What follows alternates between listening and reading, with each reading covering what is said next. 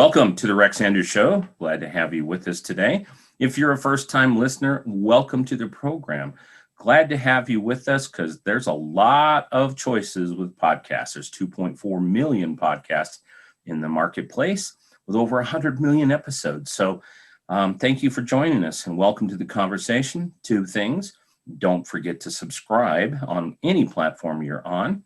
And then also two, we're beggars. We are not bashful. We'll beg for ratings. So if you like what we're doing, in fact, I've got a caller on today, so I'm a well-dressed beggar. Please give us a 5. That helps us for placement in the app distribution stores. So also, too, we want to welcome back our existing listeners. Thankfully, we currently have listeners in 32 countries across 6 continents and over 470 some odd cities. And one of those cities I'd like to mention today and say a shout out and welcome to the program. Some listeners in Lehi, Utah. If you haven't been to Lehi, you need to go to Lehi. So check up with our listeners in Lehi. The other thing to keep in mind is please go to the show website. And the reason I ask you to do that is because our guests today, we're going to talk about lots of things, but we are not going to talk about everything. So I have a profile there, and we actually have information about their businesses, their social media contacts, those types of things. So we can't cover them all today. We'll do the best we can, but stop by the show website, rexandrewshow.com. All right. So, it's crazy. I have too many interests for just one lifetime. And so I always like to tell people my biggest problem is there's another discovery around every corner. We have one of those discoveries with us today. And I'm excited to have her on today. She's doing a lot of things. You know how it is, typical with most of my guests. The list is long. So I want to introduce her, but let's go through some of the things that she is. Most important, she's a mother, okay? And that's a great role. That's a permanent role. And so that's fantastic. She's also a wife. She's done a lot of interesting things. She's been a TEDx speaker and also other speaker. She is a peer of mine. She's a podcaster, a media contributor. She's a general practitioner as a doctor, so she does lots of interesting things there. She's certified in therapy. And also, too, I have no idea where she gets the time to do this, but she's an author. So I'd like to welcome to the show this morning, Dr. Alka Patel. How are you this morning? I am great. Really looking forward to our conversation and seeing where it goes, Rex. That's right. Now you're coming to us from London today, right? Absolutely. Yep. Fantastic. I love London. There's nothing like finding a nice lounge chair in Hyde Park and taking a nap. Yes. Which I've done. Well, yeah. Which I've done. Or going to Piccadilly or, there's just so much to talk about London. London's such a fun city. All right. So as you know, listening to the program, we like to tell people stories because success doesn't fall out of the sky. This last summer, things that fell out of the sky by my house, only 3 blocks away, were parts of a United Airlines engine that had problems. And so, but success doesn't do that. Success doesn't fall out of the sky. So we want to talk about your story. So don't worry about making a list because I'll ask you all these annoying questions. We want to know where you were born, okay? Then we also want to know where you were raised because those can be very different things. I had a guest on the show, Ellie Soja, who moved 63 times before she was the age of 15. So lots of influence there. We want to know if you have siblings, okay? And if you do have siblings, did any of them survive your harassment? We want to learn about your parents, so what they did. Parent influence is huge in people's lives. It can be a massive support system for you that cheered you on. It can be sort of non-participant. And also it can be one of those situations where there's so much stress and drama that you think, wow, I don't want to be anything like that, okay? We want to know what you did as a kid growing up. And so what are the things you focused on? What were your interests? It could be anything. It could be theater, dance, reading, sports, shoplifting. Oh, and don't forget, I actually had a guest on the show who was a car thief by the age of 15. So people's interests are very different. Then we want to hopscotch around in your education and then learn about some pivot points and then we're going to come up to the point of what you're doing today, because obviously we're not going to be able to get very deep on all of these subjects, but it'll be fantastic to learn about that. So that's a long list, but it helps us get to know who you are, and the success that you are today is a accumulation of all these things. So where were you born? I was born in London. I've always been in London, traveled around London through my childhood in various locations, but born in North London. Yeah. Oh, nice. Nice. Yeah. Okay. Do you have siblings? I do. I have a brother. We're very, very different, but I do have one younger brother. Okay. How was your relationship with your brother? Difficult is the word I use. Okay. Okay. We'll let that be. Difficult. I know what that is. I've got a sibling. One of my siblings is difficult. So tell us a little bit about the things you were interested in and did growing up. Wow, gosh, back to childhood memories. You're making me really think. I have a memory of standing on a stage and talking. I have memories of playing hopscotch on the street with pieces of chalk that I found. I have memories of learning to ride my bike. I have memories of long family dinners with lots and lots of extended family. So a whole variety of things, I think, that I can recall as kind of places of just calm and pleasure and fun more than anything else. That's my association with childhood, I think. So did you do any sports or any extracurricular activities, or? I was the last one to get picked for the hockey team. Okay. I was the last one to get picked for netball, but I loved dancing. I think, if I wasn't a doctor, I think I would be a dancer. That is what I love, that expression. I do remember that from my younger days. Okay, fantastic. Dancing's wonderful. I have 3 daughters and they all danced. So I've been to more dance recitals than I ever want to admit. Okay, then let's talk about your parents a little bit. What did your parents do as you were growing up? So my parents were the first generation to come over to the UK from India. My dad arrived in a pair of shorts and probably less than 50 pence in his pocket, and paved the way forward, really invested in my education as I grew up. He was a man of philosophy, I would say, had real principles, was my backbone in my life. I use the past tense because sadly he passed away some years ago. Okay. But, he demonstrated to me hard work. Hard work.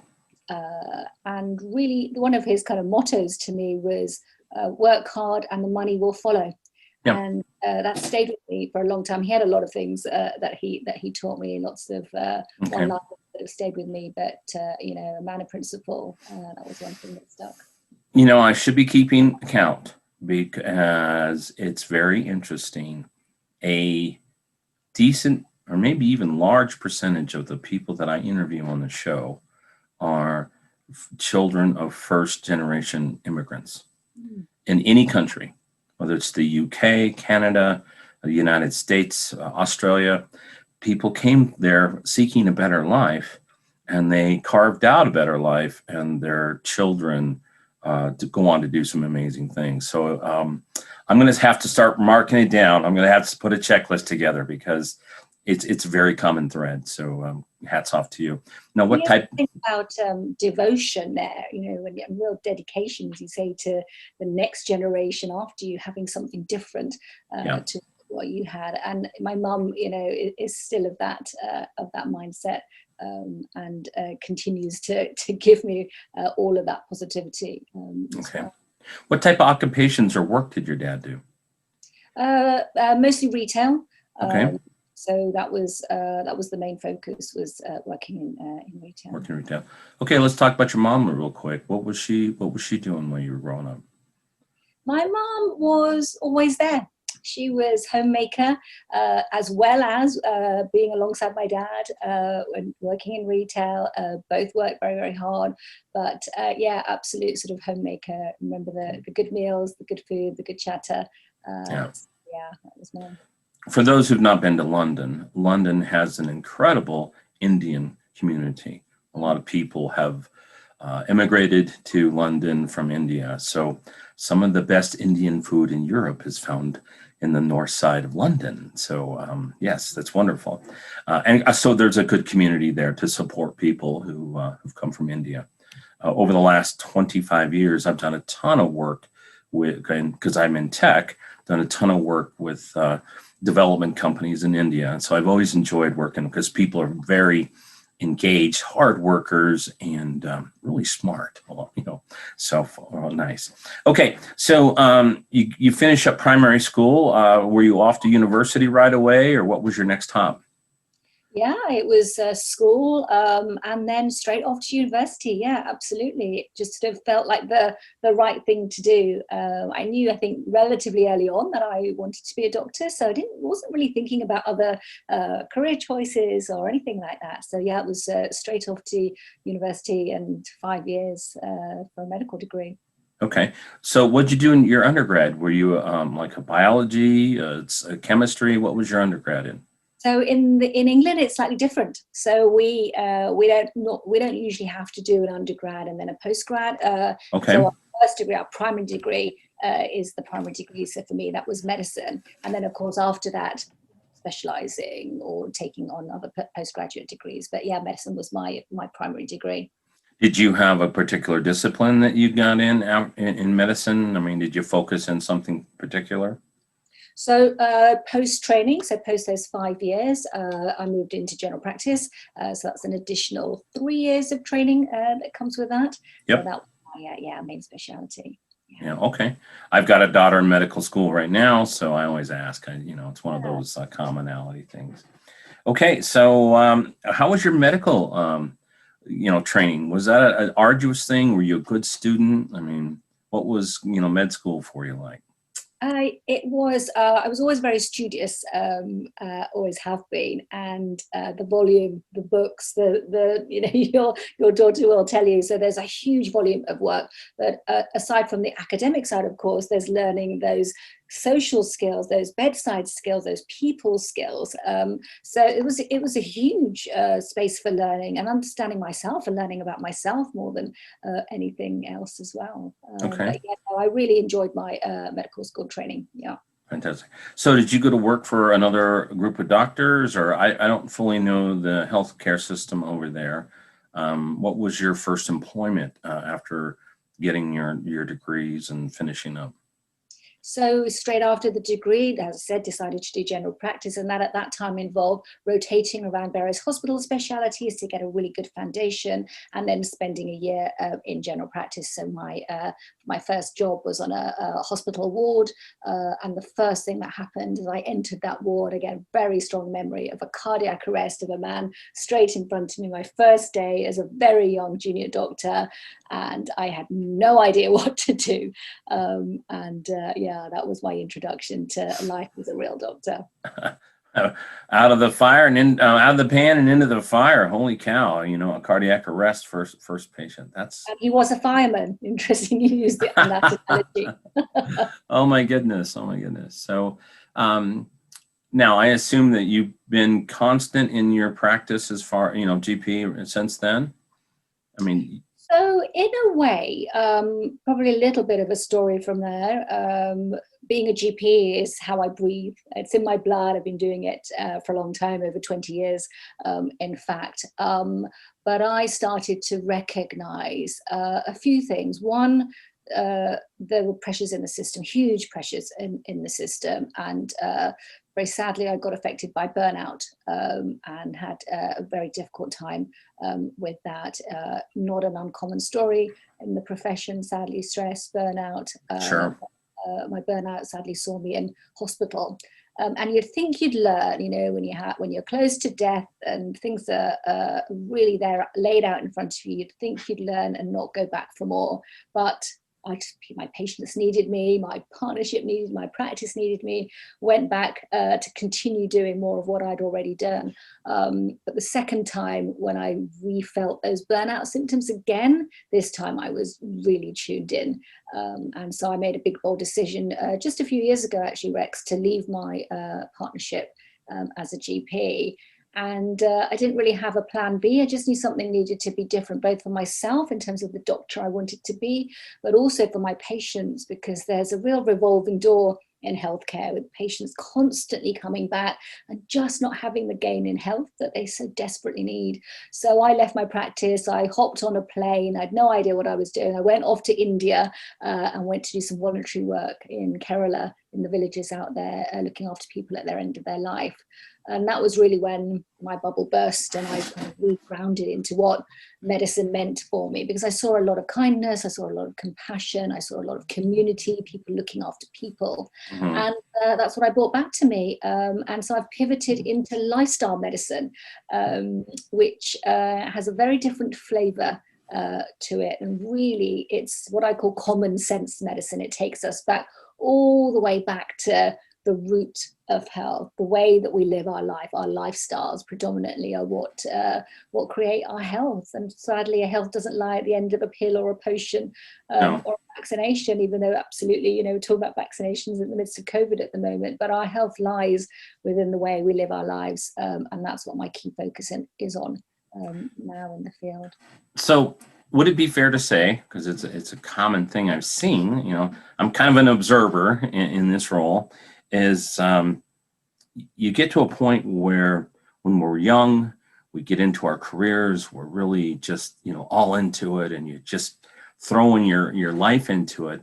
And then you sort of wake up and go, well, wait a minute here. I'm kind of burnt out, and now I need some purpose, When we're young, at least in my field, when we're young, it's just all about, being successful and, establishing ourselves and those types of things. Then you wake up one day and go, well, this isn't what I thought it was going to be.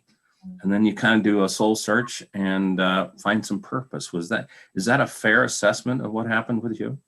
Yeah, completely. And I love that you're talking about purpose, because I now teach this as well to my patients and my clients, everybody, because it is that, isn't it?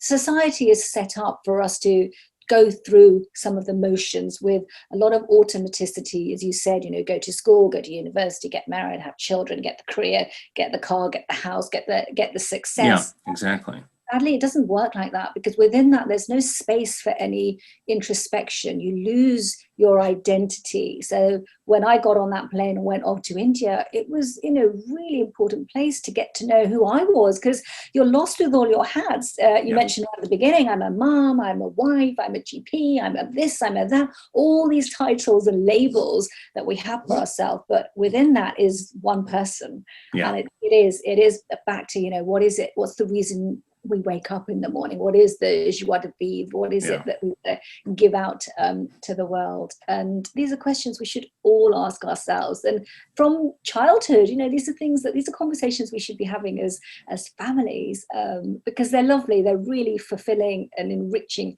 conversations to have. But I think we're sometimes afraid of finding the answers. You nailed it. I mean, that's just what I see with people is we think our purpose is the system. We're, like you said, we're just into that. And then you wake up and you're like, wait a minute, this isn't my real purpose. And you start to realize a lot of that's busy stuff. It's busy stuff. Yeah. So how many children do you have, just by chance? Yeah, I've got 3 children. So I've got 2 boys who are now classified as adults. I'm just getting used to that concept. Okay. So, my 2 boys are at university, and I've got a younger daughter as well. And you can probably see in my background, I also have 2 additions to the family, 2 little puppies as well. Well, I would classify you as a real parent, okay? Because I just tell people this: if you have 1 child, that's a novelty. It's 2 on 1, right? When you get the second child, it's man-to-man defense. So, because there's 1 for each of you to keep track of, right? And then when you get the third one, it's a flooded zone because you can't keep up. I use a football analogy, so an American football analogy. So there's more of them and more than you. So even though you, as a couple, there's more than you, and then it doesn't matter how many you have after three, Yeah. because you're already living in chaos, right? And so I got five, and I understand how to do chaos, and they're all young adults now. My youngest is 18. She graduates in 2 days, and I'm so excited because now it opens up. I mean, I'm young enough. There's just so much more I can do because I'm past, I'll always be a parent, but I'm past that point where I'm investing so much of my free time for that. So it's exciting. It really is. Yeah, completely. It takes some diligence and determination on your part to let go as well, though. I think Oh, yeah. that's something that we've got to keep learning to do as well. Yeah. I have a family text, and I'm always whining in that family text. Hey, I'd like to see you guys. Yeah. You're excited to have them go, but then you're like, hey, wait a minute. Why don't you come back and visit? How about you come back for Sunday dinner? Wouldn't that be nice? So, all right. So when you found this sort of this personal Chautauqua of figuring out your purpose, what was your next step? My next step was I had to exactly turn all of this in my head into some form of reality. And I wanted to be the doctor that I knew I wanted to be. Okay. So and I had to put on a business hat. I'd never had to really do that before. Right. Uh, but I had to turn into a businesswoman at the same time, because I had to turn my passion into something that I could give to the world, but also, live through and exist through as well. So I set up a lifestyle medicine business as such, in terms of providing very much lifestyle focused consultations and coaching, and have kind of been developing that more than anything else. And then, like you, kind of just suddenly woke up one day and said, I'm going to do a podcast. And that's been one of my ways of just getting messages of health out that matter, because there's so much that needs to be said that doesn't really get said. Yeah.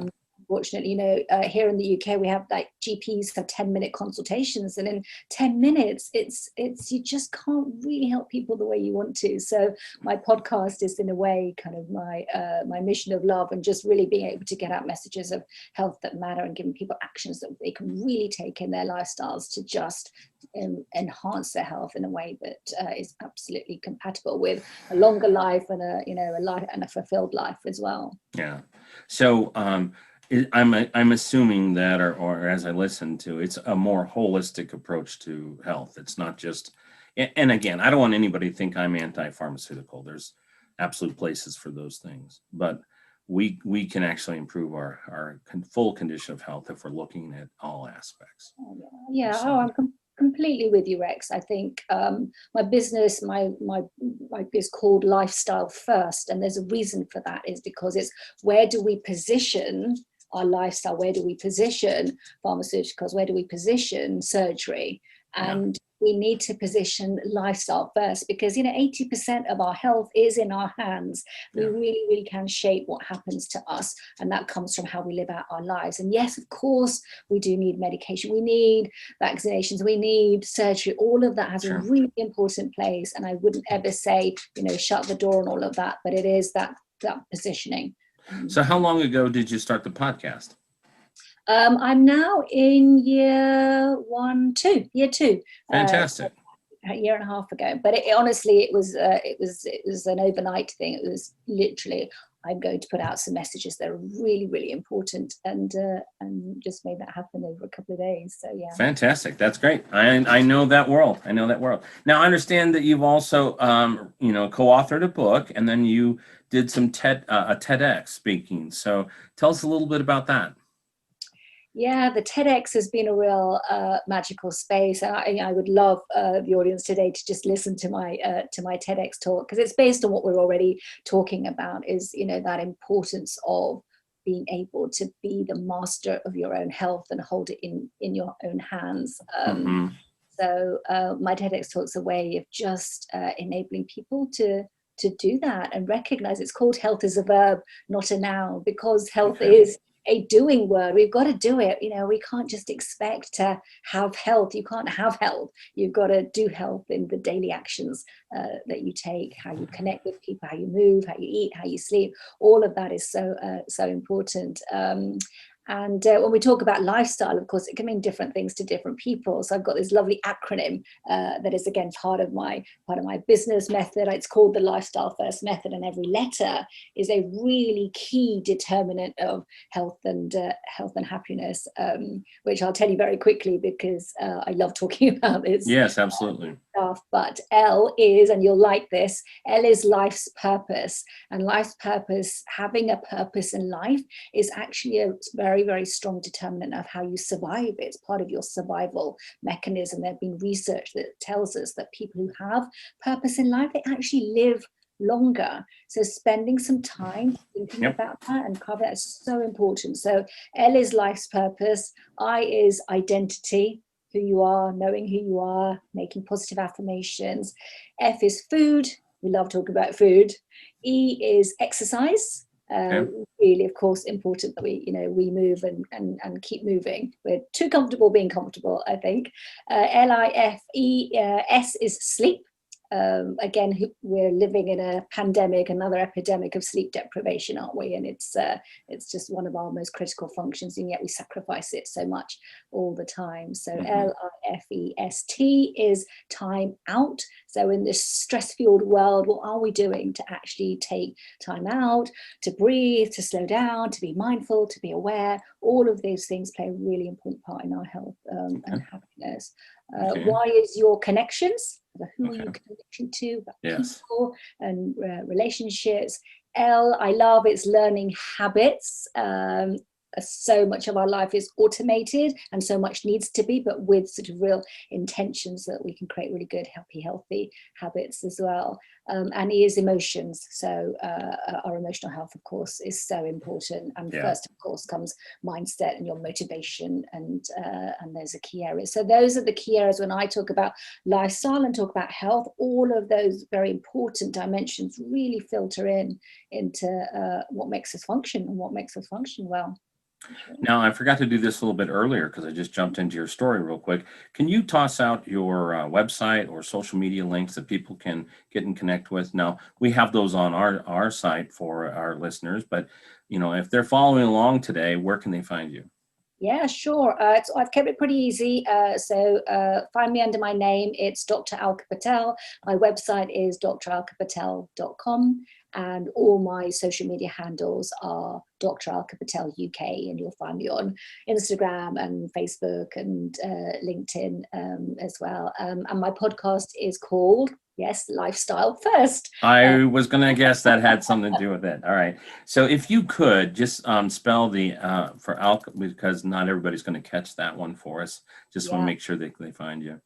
Of course. So Dr. Alka Patel, DR for doctor, ALKA, that's my first name, and Patel, PATEL, all one word. Patel's easy. On your first name, it's very unique. So I always love the Indian names because they're completely different than. Well, it means little goddess. So little goddess. Oh my goodness. Well, I have to let the world know Rex is for king, so Latin for king. So we got the little goddess talking to the king today. So that's funny. Well, you're really busy and doing some interesting things. Now, you're a media contributor. What's that all about? That's really just, again, getting out some great messages into the media, into the press. I'm often quoted in papers and magazines, spent some time on radio as well, done some great interviews. So that's just a kind of about media presence, really, and making some contribution to where people are wanting to find information, because we're in such an information-fueled society, aren't we? We're surrounded by so many portals and access to info, so just trying to get the credible stuff out there amongst all the noise as well. Yeah, well, I have to ask this question, and I'm going to be so glad when this is no longer a topic. So how did the pandemic affect your business? In two ways, actually. So I think what it's done is it's given it a profile that means people are recognizing that lifestyle is important and that they do have a choice and an ability to affect their health in their own way, because recognizing that, yes, we're masking up and we're staying away and we're socially isolating, that's part of the solution. Yes, the vaccination is part of the solution, but Hmm. actually it's helped with my business in a way because people are wanting to do more for themselves. Sure. So I think that's kind of been the primary impact. And the second impact it has had, of course, probably like a lot of other people, is zoning in on what's possible in this medium, in the digital space as well, which has actually been pretty exciting. Yeah. So, how do you deliver your lifestyle medicine today? Are you primarily in person? Are you doing this telemedicine? You doing Zoom medicine? I mean, are you doing a whole combination? What's the delivery mechanism?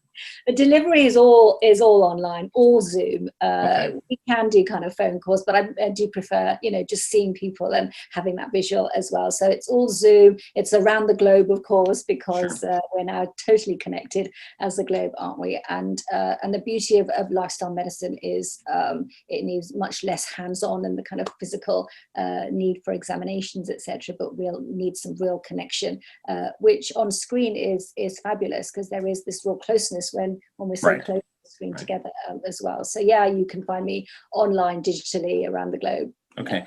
Yeah, I laugh because I've been in tech and I've been working mobile for 20 plus years because in tech we've always been mobile. I mean, so it's been interesting to see the rest of the world be forced into digital.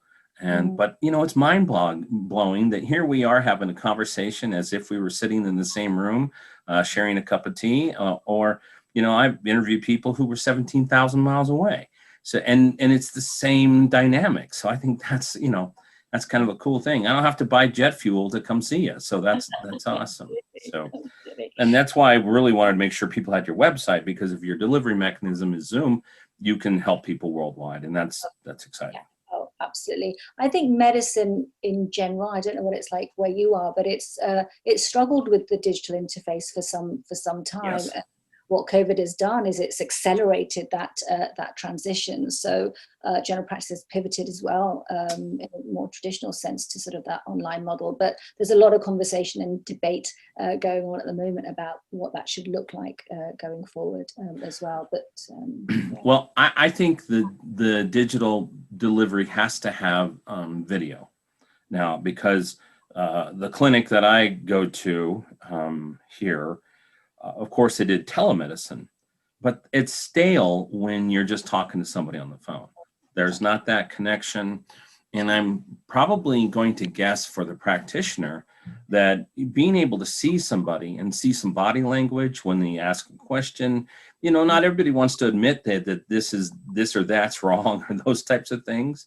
And so I think the video is very important. I Oh, think it's very important. I did a few phone telemedicines, and they were, I mean, it was like calling in for customer service on the cell phone. I mean, there's no connection there. I think that's why the profession is quite divided at the moment in terms of what the future could look like, because there is a need for the face-to-face and the contact. There Yeah. are those that on video still struggle, both professionally and patients. And as you say, I think telephone becomes very sort of transactional. Hmm. For me, I'm absolutely loving the digital interface. I've been able to help patients grieve through the screen. I've been Yeah. able to reach out to them. I've had that emotional connection. And so I think it's very much practitioner and person dependent on what that connection can feel like. And it's so important in the field of medicine to have that trust with the person that we're talking to. Well, it's one thing I do love about digital medicine. I'm going to call it that. I'll throw it in one big bucket. Is the time savings. Yeah. I don't have to drive over to the clinic. I don't have to come into the waiting room and then I go into the next room and I wait some more. Generally it's, hey, there's a 15-minute window. They're going to call you. It's on my schedule. Wham, bam, we get this done. From a busy person perspective, it's awesome. And I would agree that probably, or assume that's really good for the practitioner too, because you can be a little more efficient. And Yeah. so I think it's going to be an interesting world as we look at the delivery of medicine. Now, of course, there's going to be times people need to be felt and, those types of things, and you actually do a physical examination. But I think a blended approach is going to become really interesting. Yeah. Yeah, it reminds me when I transitioned to online grocery shopping. Yeah. I'd always really quite disliked going into the supermarket, because you get to the supermarket, you park up, you get your trolley, you load everything up, you get to the checkout, you unload everything, then you Yeah. reload everything into Yeah. carry bags. Get back to your car, you load your boot, you unload your boot, you come into your house, you load up your fridge. And it's just this whole conveyor belt of load and unload and Yeah. load and unload. And suddenly you've got, press a button, home delivery arrives, put it in the fridge, and it's done. And it's that efficiency in the system. Yes, there's still going to be times when you want to go out and check the tomatoes and see the stuff, but most of the time we're creatures of habit. We can shop and get our groceries online. And I don't want to compare medicine to grocery shopping at all, but that analogy of the saving in terms of time and processes and systems, I think is really important to take into account. Oh, I agree with 100%. My daughter was doing that type of thing, and I was like, "What? Are you just too lazy to go shopping?" But after I tried it once, I'm like, "Okay, I get it. I get it. I completely get it." And again, if people are thinking about all the touch points, like you just walk somebody through, it's crazy. It's absolutely crazy, because here in the States, I'm assuming it's probably there, you have to do self checkout. So you're the one that's putting it up on the conveyor belt. You're checking it out. You're putting it in the bag. I mean, you touch that stuff 100 times. And for most things, now, I'm not a big fan of getting produce, because I want to pick out the things I like. But gosh, everything else, I mean, a box of laundry soap or a can of soup or something like that, who cares? So it'll be interesting to see how that rolls. So what's next for you on the horizon? What's next? So from a business perspective, in terms of, again, where do I think the pain points are in health? I'm seeing a lot going on in the workplace, and I'm seeing a lot of stress and a lot of ill health coming Mhm. out from the workplace. And we spend a lot of time at work, don't we? So my focus is really on workplace well-being as well. Okay. So absolutely, individuals, but individuals in the context of their work as well, and the responsibility that employers have to look after the health of their employees. Even in terms of return on investment, your people are your greatest asset in any business, and so being able to look after them and take on responsibility for that is really important. So my work is starting to move into the space of workplace wellness, providing data and analysis and strategy, as well as the interventions to support both emotional health and physical health in the workplace. Now we were talking offline about some of your next moves. I understand you have some in the work, some digital course, and information products Yeah. coming up. So tell us a little bit about your vision for those. Yeah, again, it's back to reach, isn't it? So I've got and people learn in all sorts of different ways, and it's Sure. just trying to sort of appeal to all of that. But I have an online course which takes people through that very foundation of health and healthy living and lifestyle changes. And so I'm looking at making that accessible through a membership site to create community and create Mhm. connection, as well as create some curation for information. As I said, it's a very noisy space, and you try and look up how to sleep better or how to stress less or how to live longer, and there's a barrage of information. And I think for me, as a specialist in these fields, my role is to help to curate that, to keep information credible, to keep it live, to keep it real and in the moment, and to help guide people through a journey of basically transformation and evolution. We're evolving all the time. So yeah, my next step is a membership site which should be on its way over the coming months, and within that will be an online course and elements for workplaces as well as individuals, place to connect, information, interviews, all sorts of exciting things going on.